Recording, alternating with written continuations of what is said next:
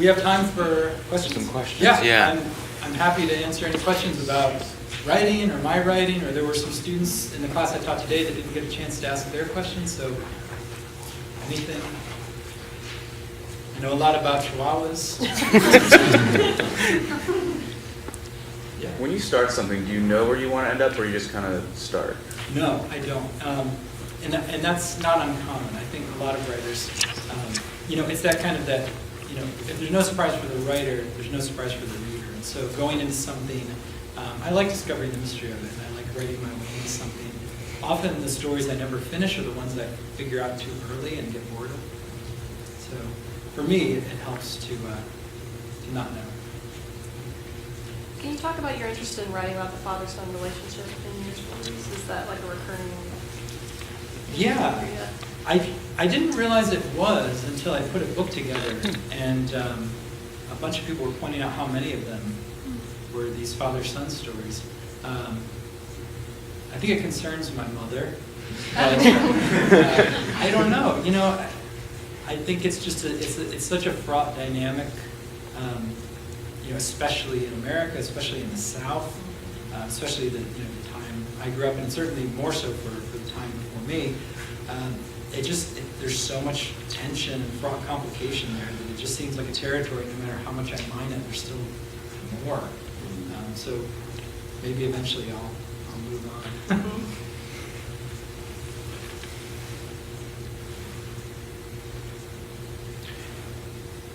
I want to ask you about both of the stories. Start off with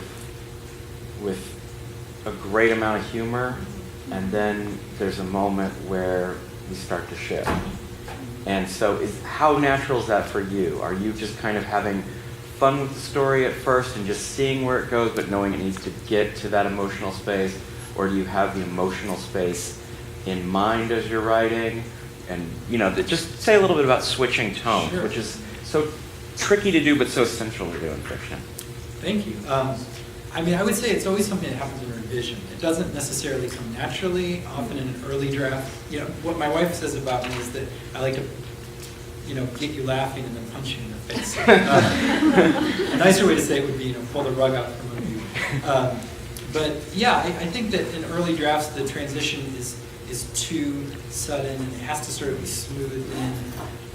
And sometimes it's just a matter of finding out what the story's really been about. For this story, for Nathan, I thought I had finished it, and I sat on it for a few months, and I had finished it with this scene where Nathan doesn't take a punch, and the whole town has to sort of reflect on the fact that life isn't fair, and there is no such thing as karma. And that was sort of the big unsettling lesson that they learned. And that's fine. That would have been an okay ending, but it didn't feel like enough, and it didn't feel like my kind of ending. And so the more I thought about, what's the story really been about, the more I realized this first-person plural narrator, it's the we, it's that sort of Rose for Emily we that tells the story of the town. I thought, well, who is this we really? There's still someone who's talking. And then I thought, what if this guy had a kid? And this kid would be really resentful. So in the first draft, there were no children. And so I went back in and layered in this birth of a son. And the fact is, he always wanted a son. He got a son, but then he neglected the son. And I thought, okay, well, how do we make it personal?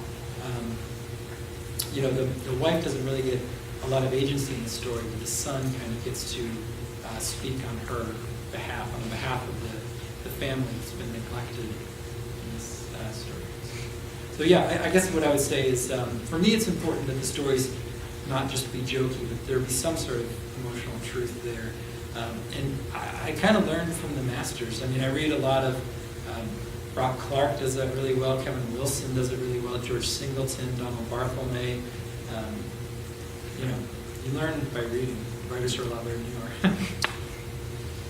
You mentioned that there's some stories that you get bored with really quickly, and then maybe that does signal to you to further that. Can you describe how it is that you know that a story is worth pursuing? Yeah, well, and I guess what I would say is I should probably amend that. I do often put things aside because I get bored of them. That doesn't always mean that I should be doing that. It's often just a lack of discipline. Recently, I've been working on this novel for 4 years, And last year I got really bored of it because I've been working on it for 4 years, and it was really long. And I didn't work on it for a few months, and so I finally sent everything I had to my editor, and she suggested some major changes, like throw away the first 120 pages. And instead of that being the thing that made me despair, it got me really excited again about the novel, because I realized, oh, if it starts here, the ending is over here, and there's a whole new lens through which to look at this.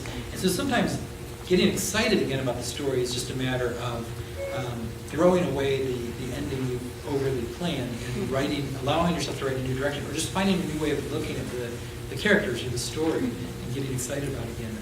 And then there are other stories that, yeah, you write yourself into a corner, but I never throw anything out.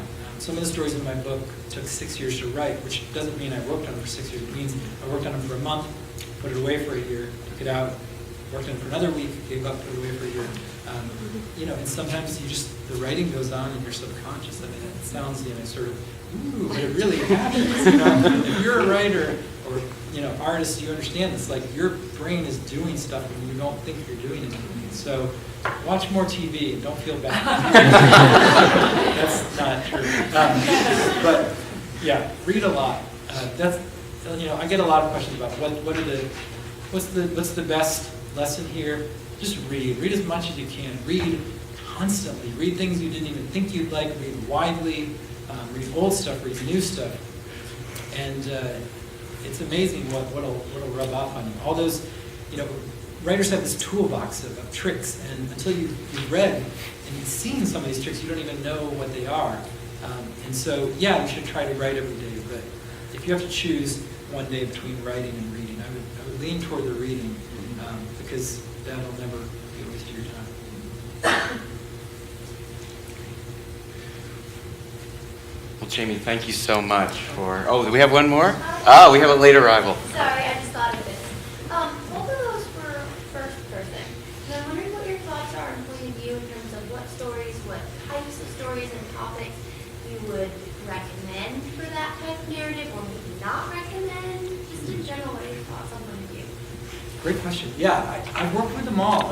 In the collection, I have stories in first, second, and third. For me, there's no rule here at all. There are no rules in any of this. But for me, first person is best reserved when you feel like the narrator has a unique voice, has something interesting to say, and when you're willing to put that story entirely in the character's voice.